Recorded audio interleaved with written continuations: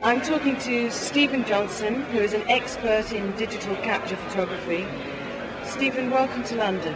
Thank you. Pleasure to be here.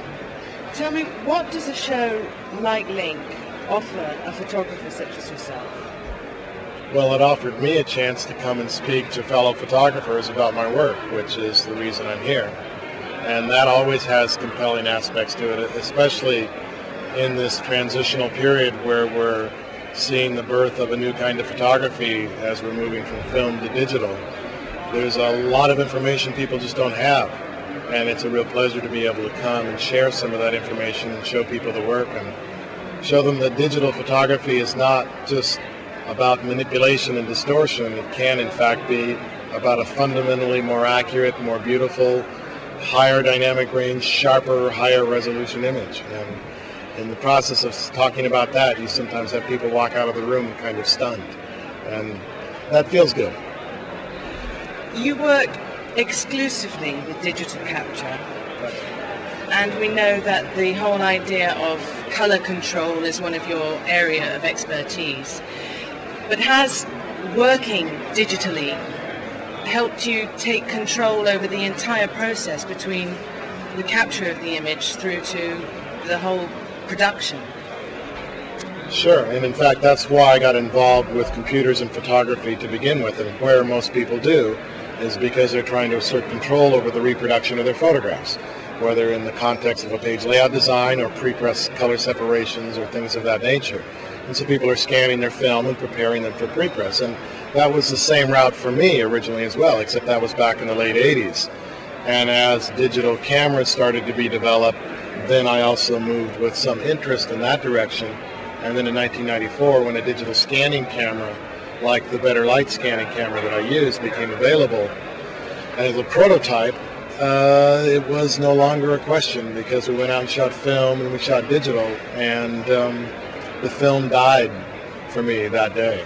The digital scanning camera, like the Better Light camera, so out-resolved film in terms of detail, certainly color accuracy like you just alluded to, and dynamic range, its ability to record shadow and highlight details simultaneously, that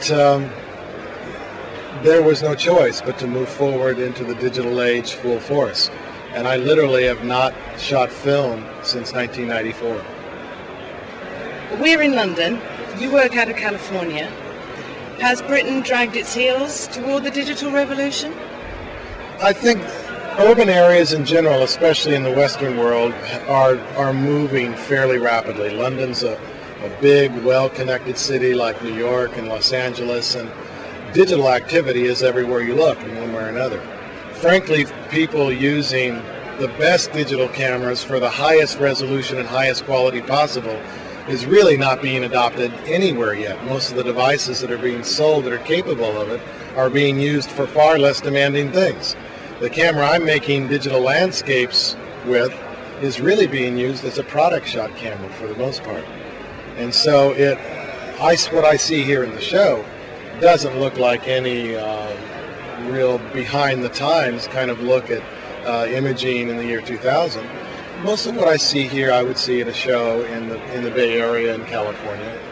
Stephen, what projects are you working on personally at the moment? The project that I've been concentrating on the last 5 years is called With a New Eye. And that's where I'm going around to national parks in the United States and photographing them with this high-resolution digital scanning camera. And that started off with a prototype of what became the Dycomed scanning camera, and I'm now using the Better Light scanning camera, all made by the same engineer and designer. But we've continued to evolve into using the best cameras possible. And we've been to over 50 national parks in Alaska, Hawaii, all over the continental United States, and made about 3,000 of these very high-resolution files.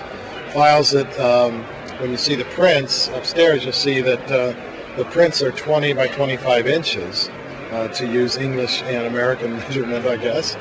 And those are with no enlargement. So they become kind of like virtual contact prints at that size. To enlarge them is very simple, and they can get huge very quickly, and with no real consequent loss of detail or sharpness. And so we're moving into an age where the resolution that's possible with photography is way beyond anything we've ever known before.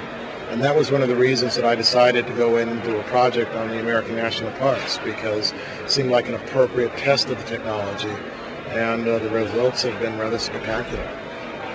We wish you luck with all your projects.